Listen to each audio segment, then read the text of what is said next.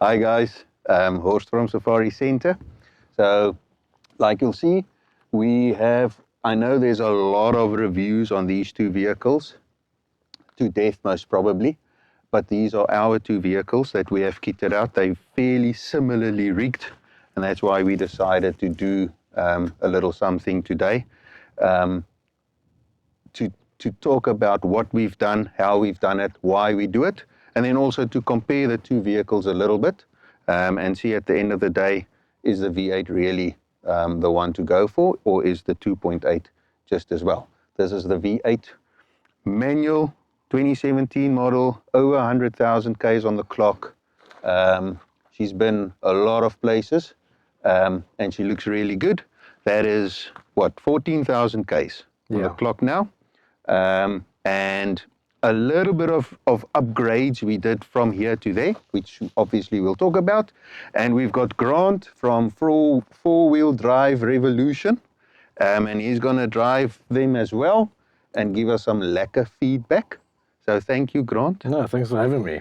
This is the first time I've sat and driven a 2.8, so I'm quite excited. We came from Cape Town this morning. Where we? Tiervlei. Tierbos. Tierkloof. So it's going to be lekker. We're going to have some nice videos, and we'll see you on the road.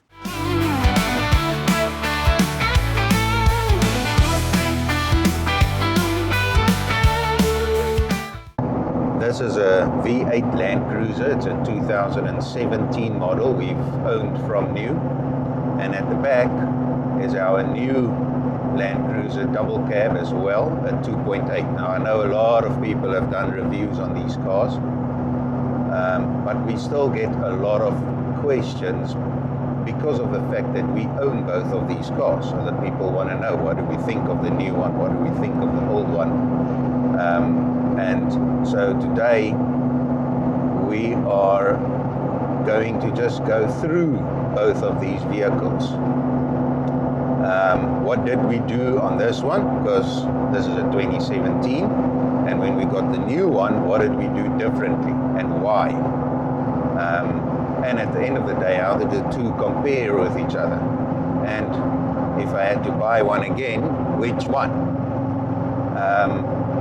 So the two vehicles are fairly kitted out the same, just because of the fact that when we kitted out that one, we've made a couple of minor changes, and it works. It works very, very well. We are a family of four.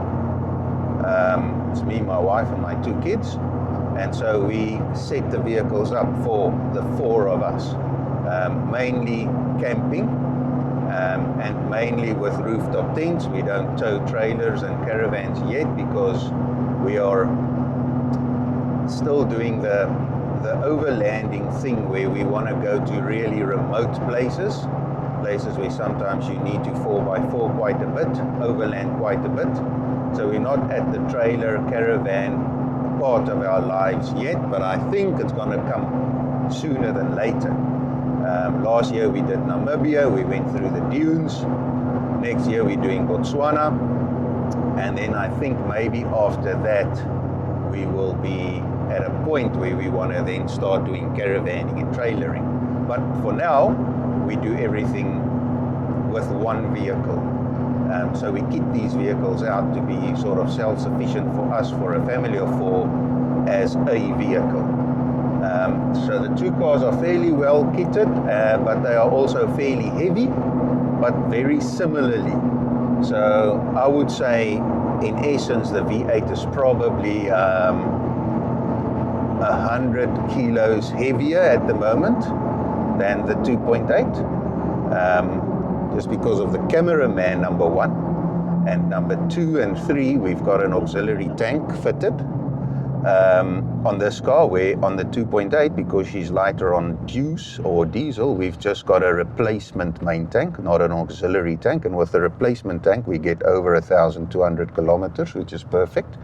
On this car, we did a 110-liter auxiliary independent feed tank. So the two tanks works completely separately, which is great, because if you don't know the quality of fuel you're putting into the car, you can put it into the auxiliary tank from Brown Davis, these tanks can be drained. So if you don't know the quality you've put in, you can, in essence, when you get to another spot where you know there's clean fuel, you can drain the tank, which is great. And the two tanks work independent of one another, meaning you do not cross-contaminate fuel in your two tanks.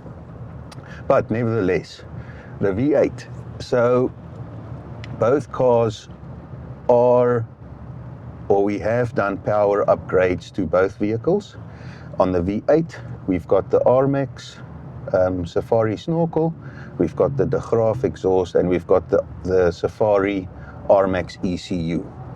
And the power we're getting in this vehicle is just over 200 kilowatt on our comfort setting, which is number 1, which is where you drive it most of the times. You do get a sport mode, and you do get a 4x4 mode and a towing mode, and these are great ECUs, by the way.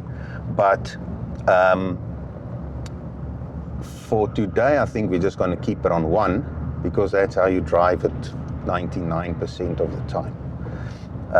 So the vehicles are fairly well powered to one another as well. The V8 a little bit stronger at about 200 kilowatt, and then on the 2.8 we did a map, a stage 1 map, also with the Safari exhaust, snorkel, and the De Graaf exhaust, and there we're getting about 190 kilowatt. But like I said, the one is heavier than the other one. This one we've got slightly bigger tires on as well, which will remove some of the power. So I think the two vehicles should be fairly similar at the end of the day when you look at power on the road, which is going to be a very nice test. Other than that, very similar. We've got bull bars, winches, rear bumpers, wheel carriers. We've got suspensions in both, better suspension in the 2.8. There we went for the Oldman MU BP51s. In the V8 we've just got the normal Oldman MU suspension, and then we've got drawer systems, dual battery systems, canopies, so very, very similarly rigged out. On the 2.8 we've got the new, or a newer type dual battery system, where we went for lithium batteries, which takes out a lot of weight and also saves space, because we went for a blade battery, which is a nice thin battery. So I've been able to open up a compartment for more packing space, where with this car the dual battery system is also in the back. It's also lithium compatible, but we have a normal lead acid battery in there, which has worked perfectly for all the years, because we've got a good DC to DC charging system with a good solar panel, which sort of almost then takes away the need to do lithium, because the charging system is so well, and because we drive so much, we've just literally never ran out of power. So the system, it definitely works. Sorry. And you can feel the mud terrains. I don't know if you can see it, but you can feel it. You can feel it. Yeah. And I'll see you a bit later. It doesn't help having a heavy cameraman in the car. Yeah, you can see the car's leaning slightly towards the left. But we'll fill up with fuel now. The auxiliary tank is right. I'm feeling judged right now. The auxiliary tank is on the right, so then we'll equalize old Q and out. And then we'll drive nice and level again.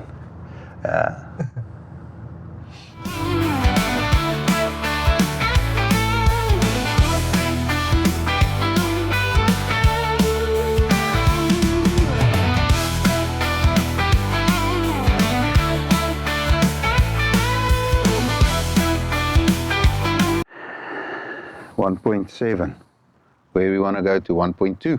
Yeah.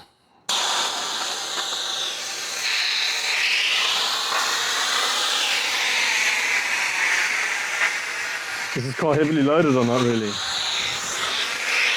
Not too heavy. Little bit of gear in the back, but nothing much.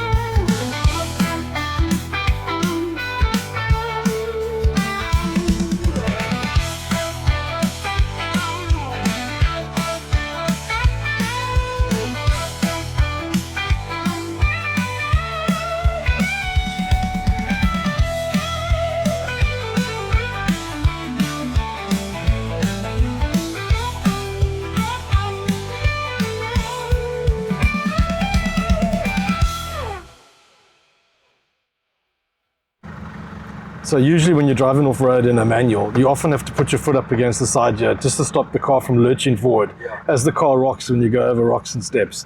But because this automatic gearbox, it desensitizes the throttle here. So even when you lurching over rocks, you don't actually get that lurching effect, which is really handy. And if you don't have a lot of experience off-road, that's going to help a hell of a lot. Good for somebody who's maybe stepping into the industry for the first time. Yeah, if this is your new if this is your first 4x4, this is probably going to be a hell of a lot easier to drive than a manual, and it's going to make you look good. The V8 is smoother, almost as if it's taking it easier. But maybe that's also because of the suspension, because I know that suspension makes a huge difference. Hello?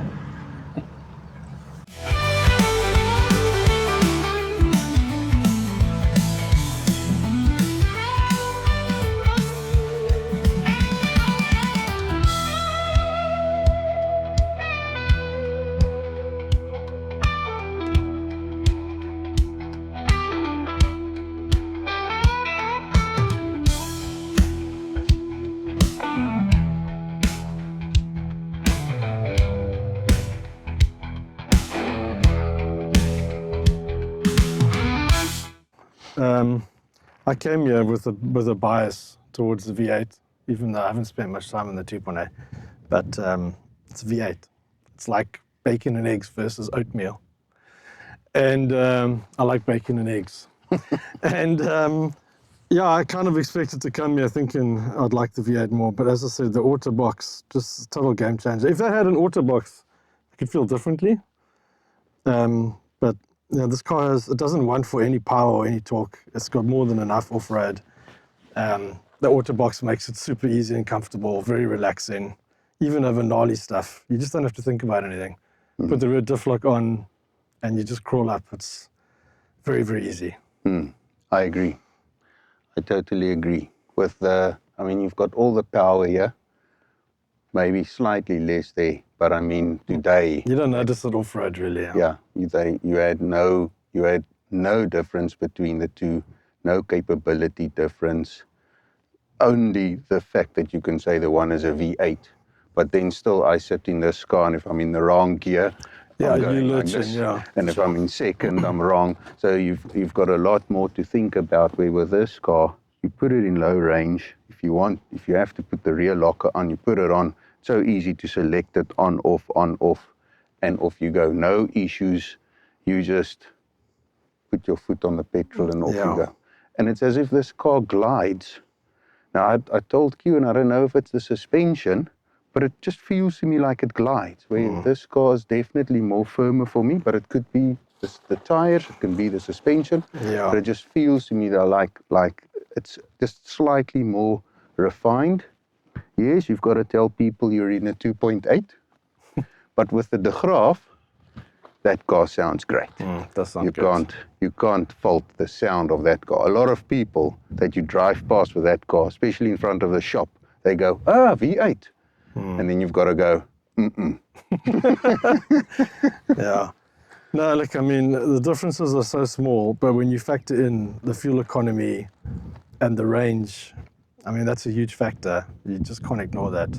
It's going to be interesting going down, with the auto box. I don't know if it's going to feel like it's running away on some of the steps. You've got that hill descent control. Hill descent control. And I played a bit with that in the Cedarburg one weekend.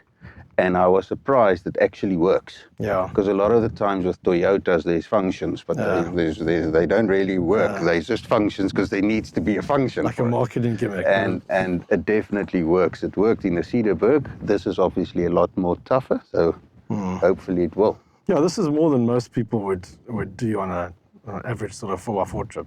I mean, if I was building like a trail rig that was just for driving trails, I would probably want the V8 with 35s, just because it sounds better. Like it's the whole driving experience and feedback. But for sort of overland use and for a family and camping, so there's no question. The fuel economy is massive. The drivability with the auto box is a game changer. It kind of makes the cruisers you know, plus million rand price tag, a bit more palatable because it feels more refined. Yeah. But yeah, overall, quite impressed. Number 2. Now we go down.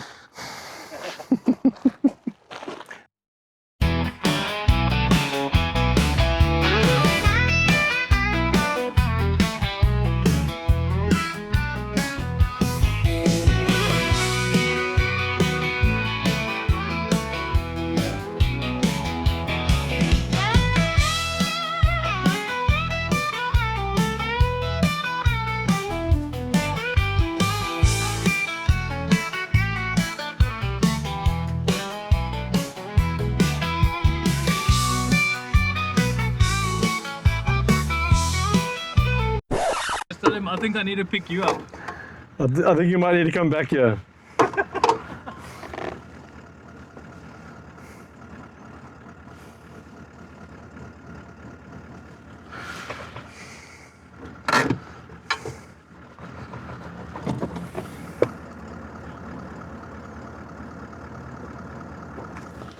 Is there no way that you could reverse? I can't reverse. I'm going to come off the road.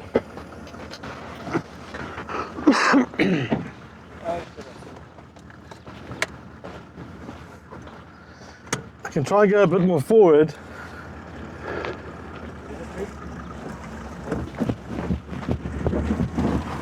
Well, that's better. Now you good? Okay, now you're going to be in front of I keep getting hung up on that leaf spring. Okay. I keep getting hung up on the leaf spring. That's the front. Kijk, turn. He's going to get, the flip's going to hit the rock. Nee, kom reguit, reguit. Kom. Is Ja, your ek back keep locker verkeerd- on? Huh? Is your back locker on? Yeah, I keep getting hung up on the rock. It's the duck that gets stuck on the rock. Whoa. Okay, go back. If you can. Spin your wheels left. All the way left. Ander kant toe, ja. Ja, you're going, you're going, you're going. Here we go, keep going. Here we go. You see where that duck You must try and reverse. I keep going off the road if I reverse. It slides down there. I can try. Okay, go. Okay, make straight front. Stop, stop, stop. Maak reguit voor. Okay, stop, stop, stop, stop. No, I'm going to slide. I think you must come forward.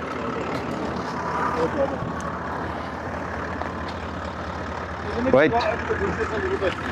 Where is it hanging up? There's a groot klip. I went on the left. I went this way around. Is it the one I pointed out to you earlier? Yeah, If he comes dead straight right now, you'll Yeah. avoid the rock and you'll be able I to think you must go dead straight, yeah. dead straight. Slowly, slowly, slowly. Come dead straight. Dead straight. Okay, Dead straight. now turn to the left slightly. Stadig, stadig, stadig, stadig. Okay. Fucking hell, bro. I need to see this rock. That's not that of a rock. I was like totally in control there. I was like snail's pace. I was absolutely crawling down. I couldn't have walked it slower. So, coming down a mountain, a V8 going up with 2.8. Well, I think maybe just the manual. You know, it's just the fact that you can put it in first gear and Crawl. absolutely crawl For down. some other reason, I'm gonna have to read up, but the descent control on this thing works perfectly. But obviously we use it quite intensively from the top there all the way down, and halfway down it started beeping at me and Really? it failed. No. And I went on the brakes and it was perfect, no problem. But for some other reason, it stopped working. To contact Toyota. Maybe I was going too slow. The cruiser thought you can do this a little bit faster. Maybe. I was trying to teach you a lesson. Yeah. Why are you descending so slowly? Okay. So at the end of the day, we have no consensus. I think either way, you're not getting robbed. You know, I think either way, you can't really make a bad decision. Yeah.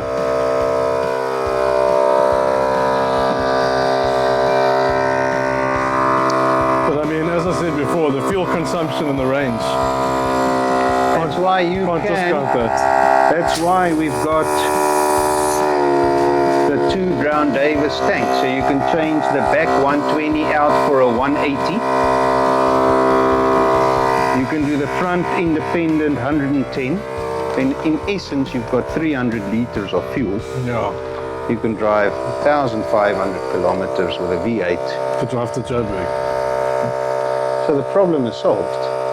I know it's heavy on juice, but the problem is solved. Yeah. On the 2, well, I'm showing V8, this is a 2.8, but you do that on the V8. Here you do the 180 and you can do 1,200 Ks. Awesome.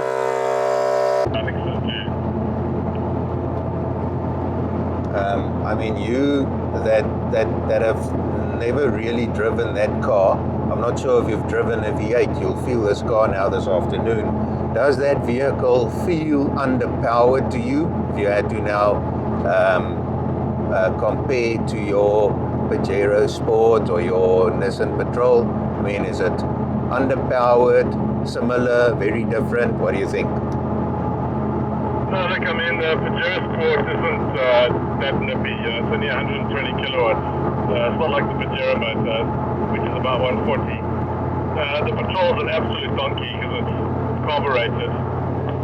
It doesn't feel underpowered to me, but it does feel like a heavy car, you know. It does feel like the engine's trying to pull a heavy car. It kind of feels a bit like the Prado 150 when they put the 3-liter D4D engine in it for me. It's like, that motor was fine for a Fortuner, but if I was spending a premium on a Prado, I would kind of want something special. That's what it feels like to me. It doesn't feel special. Understood. 0.8 runs out of power, but the V8's power just, it's as if it just keeps on going and it gets better as you plant it. That's exactly it. It's not like the turbo runs out of power, it kind of just like plateaus. It kind of just stays in one place. Whereas this kind of just keeps climbing. Once you get the turbo to start to spool up, this thing just keeps pulling and pulling and pulling. And that's a 35. If you put 31s in here, this thing would be cool.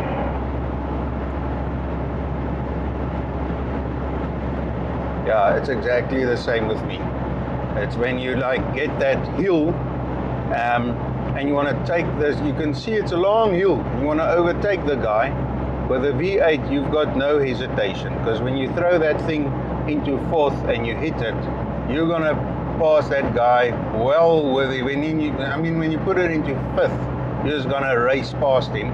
Where with this thing, you've got to time it, because you know, it's almost if you're going to, exactly like you say, you're going to run out. It's not like you run out of power, but you get to a point where there's just no much, or there's no more power, where with the V8 it just keeps on going. I think that's a fair description.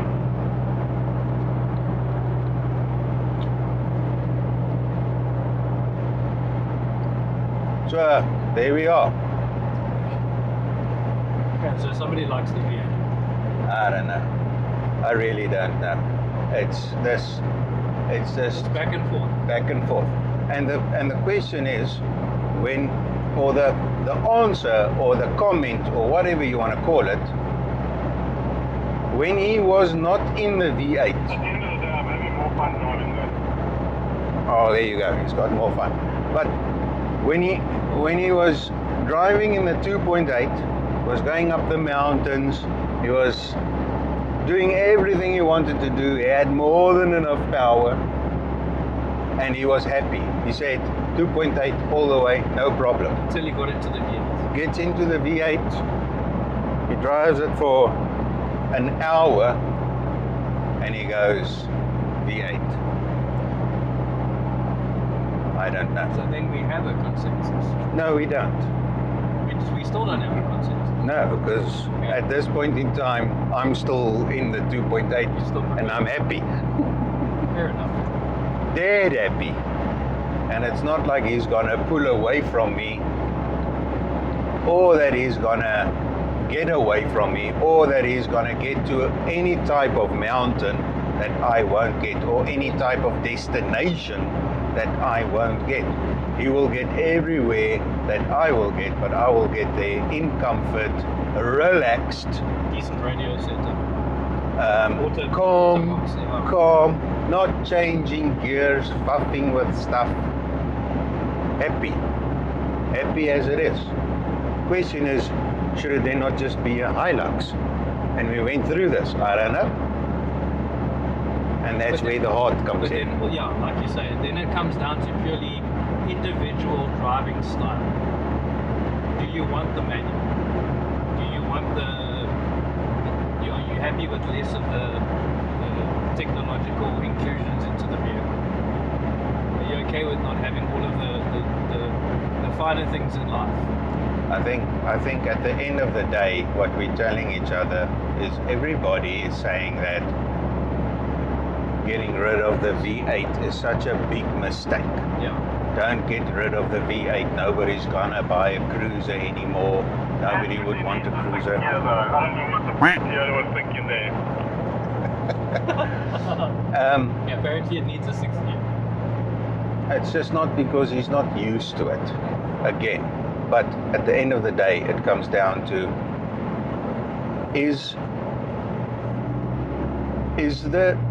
if you've not driven the V8 and you want a cruiser and you buy the 2.8, are you going to be disappointed?